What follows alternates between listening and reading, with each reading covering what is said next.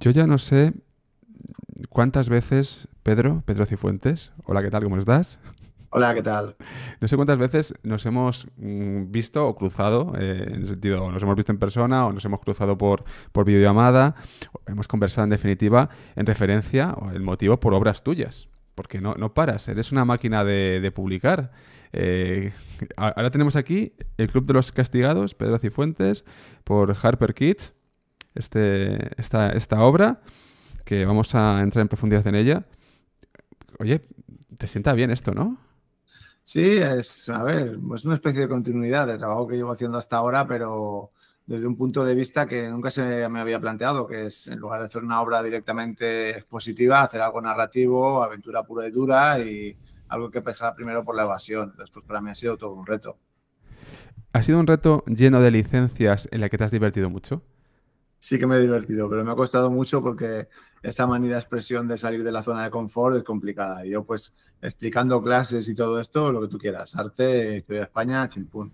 Pero coger y contar una aventura y tratar de un poquito de ponerme a hombros, ¿no? De gigantes que cinematográficos y de tal, pues eso ha sido difícil, ¿no? Cambiar un poco el registro, pero pienso que ha merecido la pena, la verdad es que sí.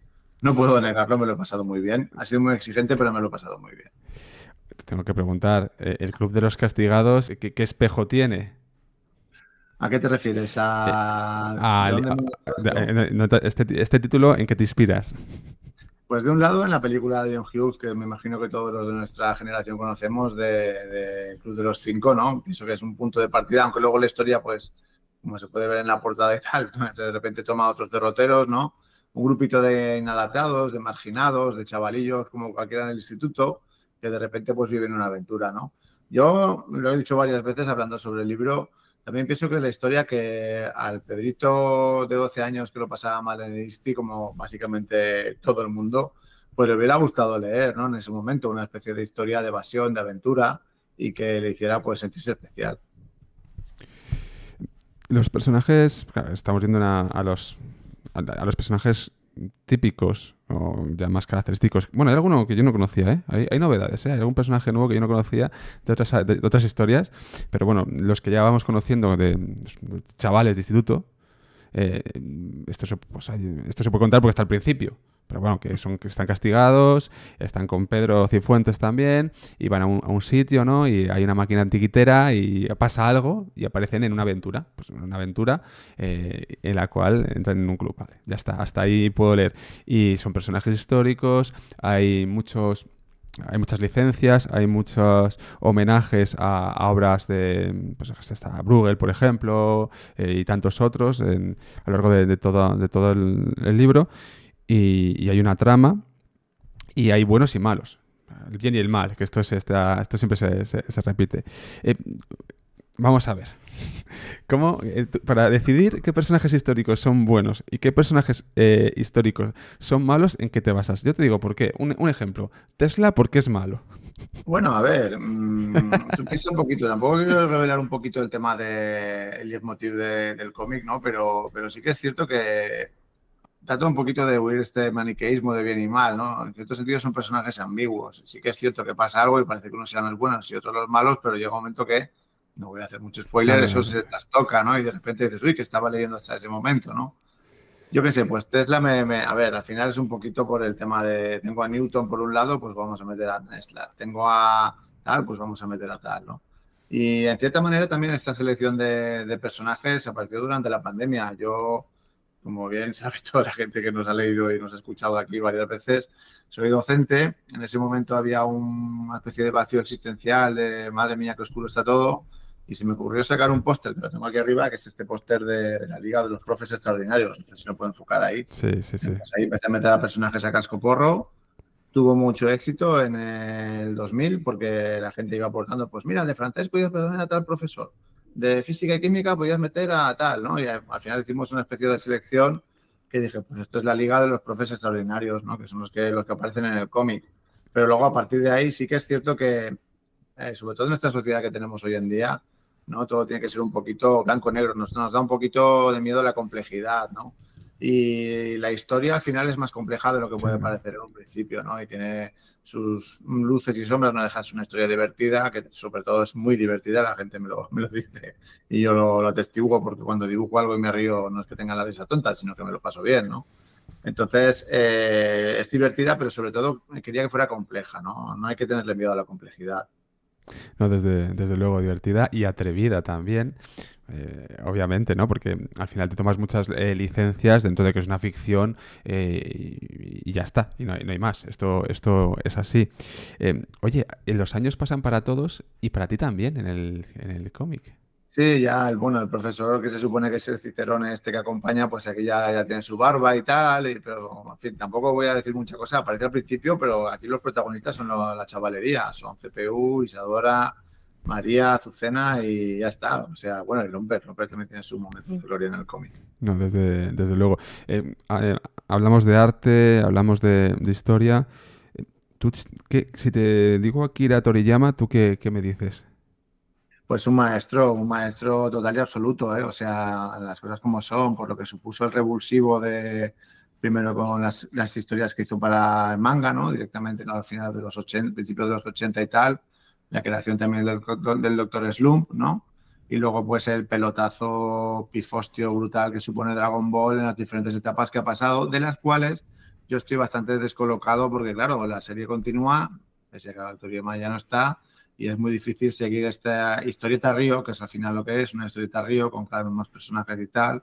Pero bueno, sí, yo pienso que hay un antes y un después en la figura de este hombre, igual que también en la de Rumiko Takahashi, que sí que creo que es una influencia bastante potente en mis cómics, ¿no? Rumiko, la autora de Rama y de Lamu. Sí, sí, desde luego.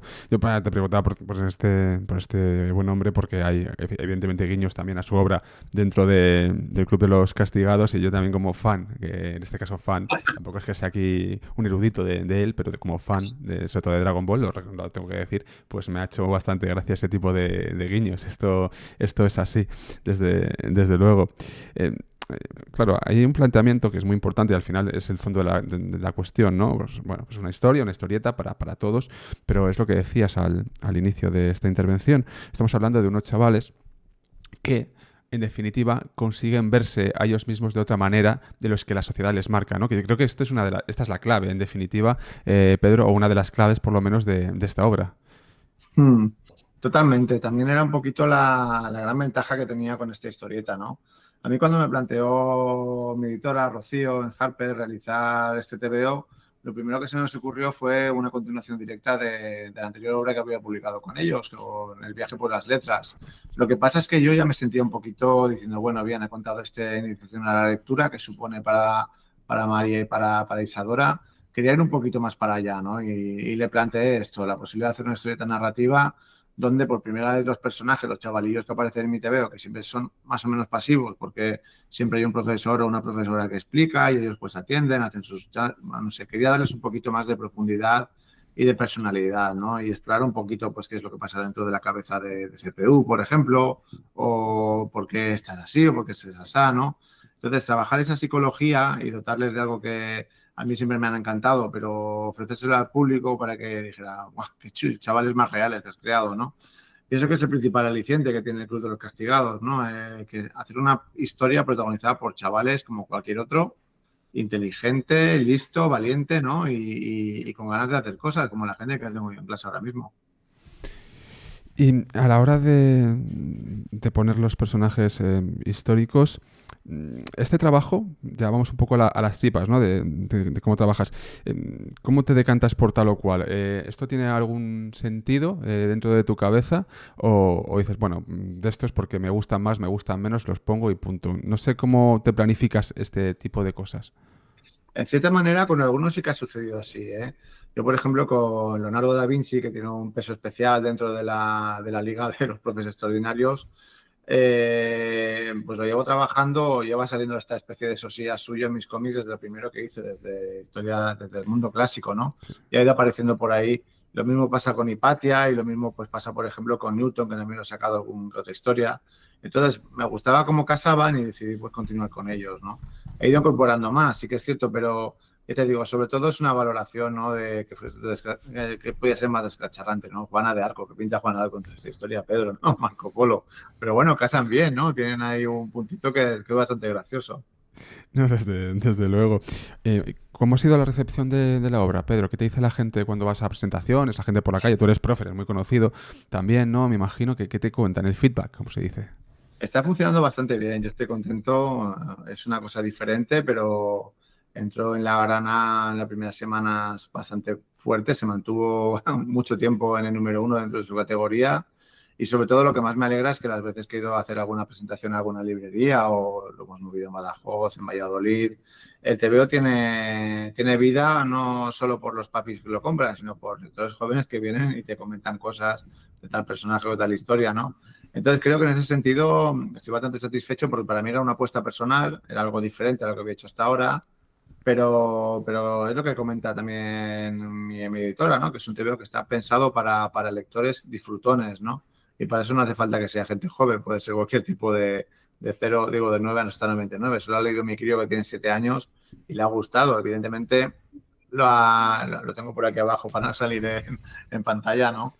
Pero bueno, el caso es que lo que he tratado también es un poquito Martín, que te cito ahí, campeón, porque si no, ¿vale? De tratar al lector con inteligencia, ¿no? Y pensar que esto es una especie de lectura multinivel. Muchas veces, al final, siempre acabamos hablando tú y yo de eco, ¿no? Sí. Esto de hacer una buena, de entender lo que es una cultura bien hecha, ¿no? Y en este sentido pienso que el cómic te permite hacer este tipo de cosas. Es decir, tú esta historia te la puedes leer como una aventura de evasión, pero luego tarde o temprano volverás a ella por algún detalle, algún matiz que te hará profundizar, ¿no? No sé, pues madre mía, ¿y por qué sacó a Tesla? ¿Y Tesla quién es? El señor este que iba con un rayo en el cómic y tal, ¿no? Y vas buscando, ¿no? Pienso que hay que construir este aprendizaje, ¿no? Y pues dentro de tus expectativas, que te trate con franqueza y con honestidad, ¿no? Es lo fundamental en la creación, desde mi punto de vista, ¿no? Y de esto el Club de los Castigados está, bueno, llenísimo, súper satisfecho. Te voy a hacer ya para terminar una pregunta, pero tampoco... Tú puedes contestar o no, ¿eh? No, que tampoco creo que sea comprometida. ¿Qué es más fácil para ti? Cuidado con esto, porque creo que cada uno tiene su dificultad. Este tipo de obras, como el que tenemos aquí, que estamos presentando hoy, el Club de los Castigados, o hacer una obra de corte más, no sé si decirlo técnico, como los que publicas en este caso con Despertaferro, ¿no? De historia de arte en cómic, que es más sencillo para ti.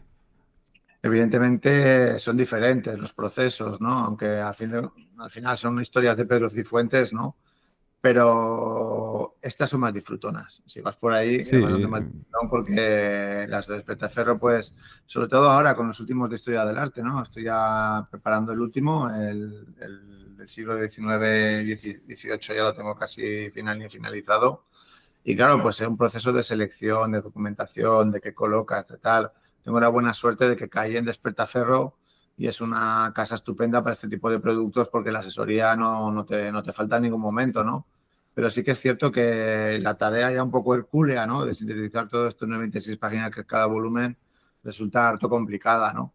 Sin embargo, aquí la complicación era diferente. La complicación era atreverme a hacer cosas que no había hecho nunca, ¿no? Peleas, planos, humor, ¿no? Trabajar, cambiar lo que es el formato que tiene, que es un formato que tampoco había trabajado.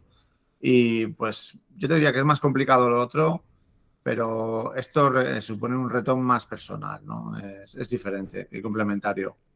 espérate que a lo mejor te lías con este tipo de cosas y dentro de 2 o 3 capítulos más, bueno, obras más de este corte, ya te complicas la vida ahí y dices, madre mía, ¿dónde me estoy metiendo? Que la primera era súper fresca y dinámica y ahora ya me estoy metiendo en unos engranajes reflexivos. ¡Guau, guau! Esto puede Me pasarte. gustaría que el Club de los Castigados acabaría siendo una saga larga, ¿no?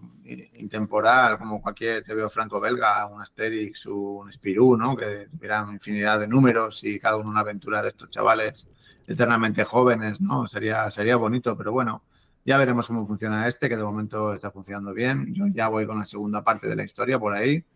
y en esas estamos. Bueno, no te quería preguntar tanto, pero ya algo has dicho, que la segunda parte de la historia, madre mía, esto no para. Oye, Pedro, no te robo más tiempo, muchísimas gracias por estar en el café de la lluvia y nos seguiremos viendo y seguiremos hablando porque como no paras... Sí, es verdad eso, ¿eh? Al final, para mí, ya más que un placer, es una costumbre. Y, bueno, se acaba de agachar por aquí mi pequeña Juan Martín, que te hemos visto todo, ¿vale? Desde aquí, bueno, en fin. Es un placer y una costumbre, la verdad. Encantado de estar contigo y con la gente que te sigue, gente inteligente y gente que te quiere, porque lo que haces, pues, no tiene precio. Gracias, Pedro, cuídate mucho. Muy bien. Gracias.